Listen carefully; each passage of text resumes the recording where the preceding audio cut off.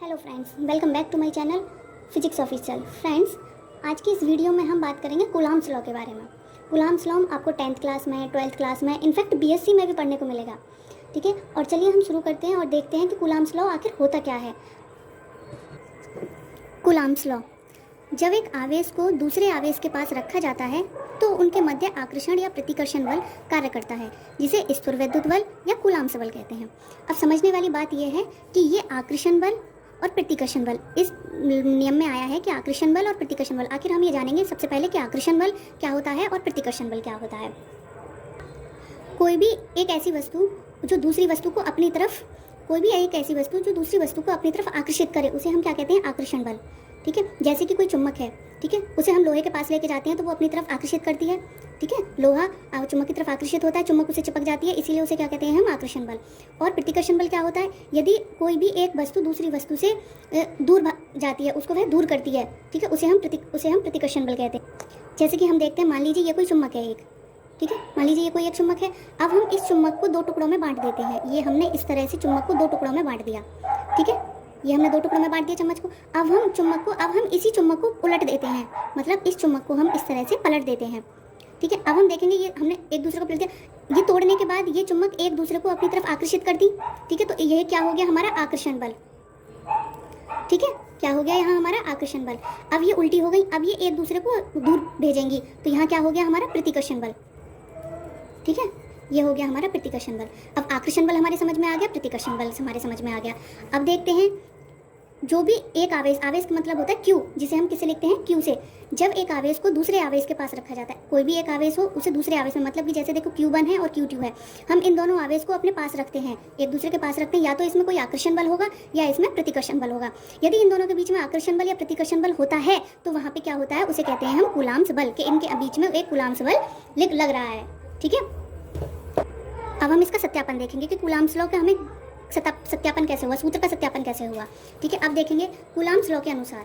ठीक है, from the Coulomb's law के अनुसार देखिए, ये एक बिंदु है और एक ये बिंदु है। ठीक है, इस बिंदु पर आवेश क्या लग रहा है? Q1, और इस बिंदु पर आवेश क्या लग रहा है? हमारा Q2।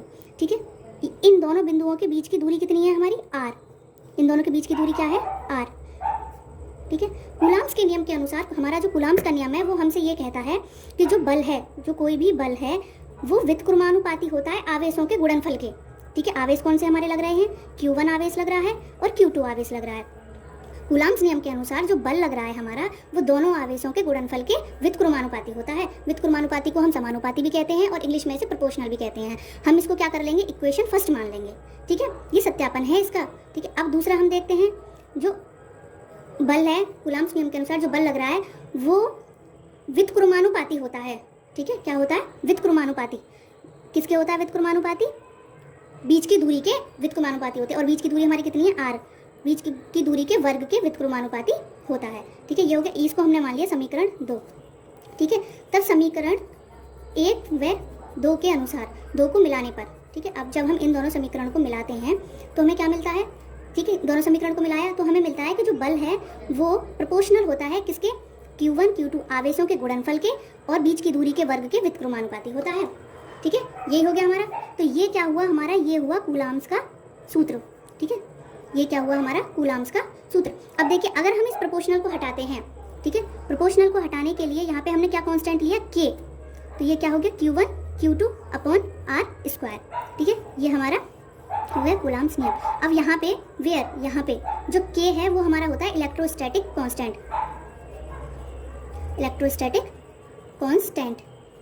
ठीक है, ये हो गया हमारा और इसकी वैल्यू जो होती है वो होती है 9 × 10⁻⁹ 9। ठीक है, देखिए 9 × 10⁻⁹।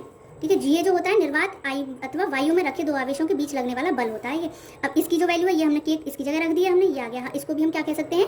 कूलॉम्स का नियम। अब देखो यही है, अगर आपको हैंडराइटिंग नोट्स में चाहिए, देखिए कूलॉम के नियम के अनुसार 2 स्थिर बिंदु हैं, ये 2 स्थिर बिंदु हैं। लगने वाला आकर्षण और प्रतिकर्षण बल किसके? दो आवेशों की मात्राओं के गुणनफल के अनुक्रमानुपाती होता है और दूरी के वर्ग के व्युत्क्रमानुपाती होता है। ये हो गया हमारा कूलॉम्स का नियम। ठीक है, आशा करती हूँ आपको ये वीडियो अच्छी लगी होगी। और भी इंटरेस्टिंग वीडियो के लिए प्लीज़ मेरे चैनल को सब्सक्राइब कीजिए, लाइक करिए, शेयर करिए।